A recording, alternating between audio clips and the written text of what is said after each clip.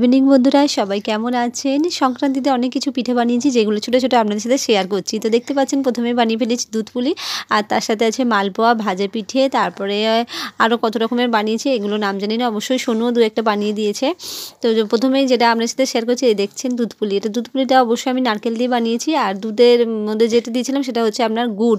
গুড় দেওয়ার সাথে বেশিক্ষণ রাখা যাবে না। আপনারা অনেকেই জানেন যে দুধের মধ্যে অনেক সময় গুড় দিয়ে বানাতে গেলে অনেক সময় ছানা কেটে যায়। তো আমার ছানাটা সবে কাটতে ছিল, সেই মুহূর্তে আমি নামিয়ে নিয়েছি, এই জন্য একটু দেখতে পাচ্ছেন কেমন দানা দানা লাগছে।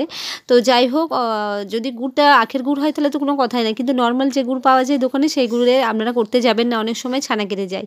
তো যাই হোক বন্ধুরা, ভিডিওটা ভালো লাগলে অবশ্যই একটা লাইক করবেন, সাবস্ক্রাইব করবেন, আর ভালো লাগলে অবশ্যই কমেন্ট একটু লিখে জানাবেন কেমন লাগছে। এই যে কত রকমের পিঠে বানিয়েছি সেটা আপনার সাথে শেয়ার করলাম। এখানে সোনু যেটা বানিয়েছে দেখছেন, সাদা দানা দানা যে এই পিঠেটা সোনু বানিয়েছে, আর আমি ওইটা বানিয়েছি বড়া পিঠে, মালপোয়া, আর এটাকে বলে ভাপা পিঠে নারকেল দিয়ে।